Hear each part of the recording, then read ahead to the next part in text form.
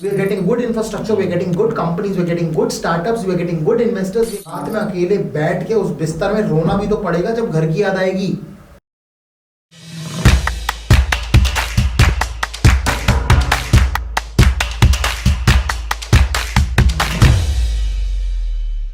आजकल एक जो शब्द है जो बहुत लोगों को सुनने को मिल रहा जी। है, ब्रेन ड्रेन।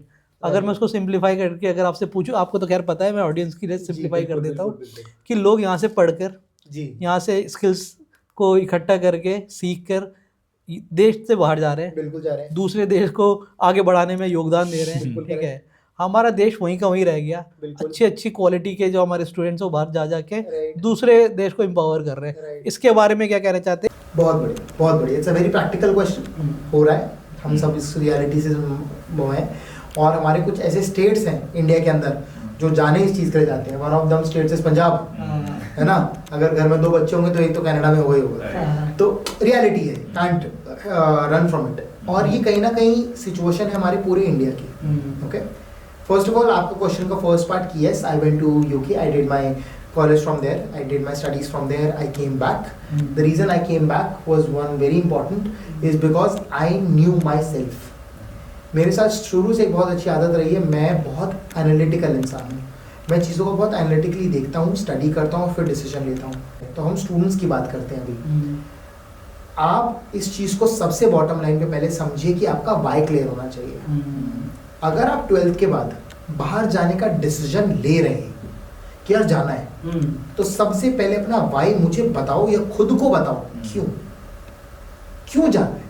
बिकॉज वो सोशल मीडिया पे ग्लोरीफाइड है, या फिर मेरा फ्रेंड जा रहा है इसलिए, या मेरा फ्रेंड जा रहा है इसलिए, वो वहां गया, वो दारू पी रहा है, वो एंजॉय कर रहा है, वो गाड़ियों में घूम रहा है, इसलिए मैं जाना चाहता हूँ। मैं सिर्फ और सिर्फ एक्सपीरियंस लेने जाना चाहता हूँ, या मैं एक्चुअली में बाहर से पढ़ के आना चाहता हूँ।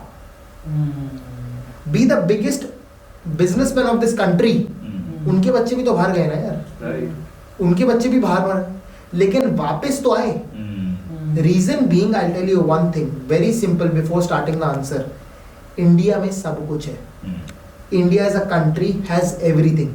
कोई इंसान मेरे सामने बिठा दो और डिबेट करा दो कि इस कंट्री में ये नहीं है, मैं मान जाऊंगा। हाँ, इंफ्रास्ट्रक्चर लेवल पे somewhere down the line you have to struggle. मैं उस चीज से बिल्कुल पीछे नहीं हटूंगा। Yes, you have to struggle because being India, we are still a developing nation, so we are not there.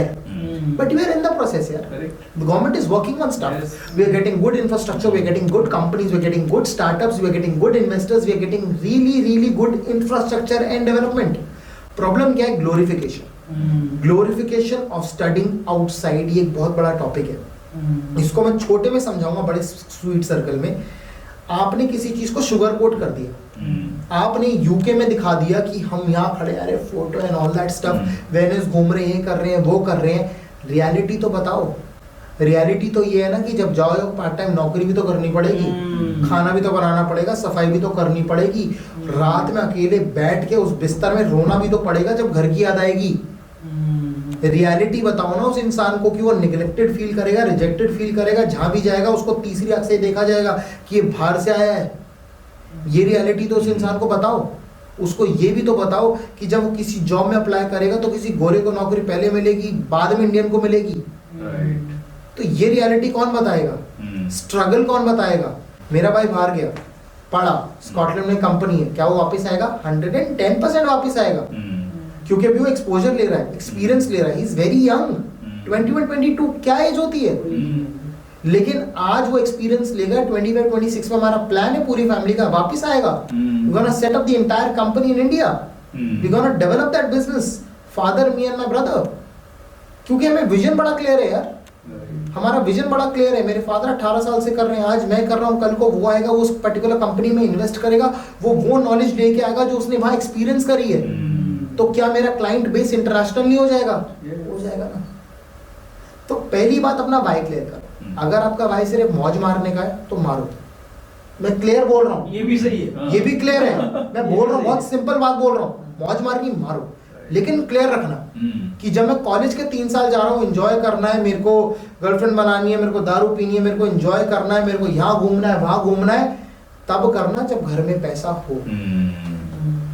Loan लेके मत करना, क्योंकि स्टूडेंट लोन आपके लिए भारी नहीं पड़ेगा, आपके फादर के लिए भारी पड़ेगा।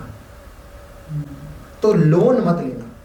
अगर बिना लोन लिए मौज मार सकते हो तो मार लो, लेकिन अगर स्टूडेंट लोन लेके मौज मारनी है तो मत करना, ट्रैप में फंस जाओगे। पहला पॉइंट। दूसरा पॉइंट, अगर आपको ये पता है कि हाँ मेरा जो कोर्स है उसकी पढ़ाई इंडिया में नहीं है, हाँ we should face it that we are not that culturally और एजुकेशनली विविड दैट हमारे पास सारे कोर्सेज हो, तो वर्ल्ड में है, गो पढ़ो, अंडरस्टैंड करो, ऑब्जॉर्व करो। हाँ एक्सपीरियंस लेना है, 2 साल नौकरी भी कर लो, नो पॉइंट।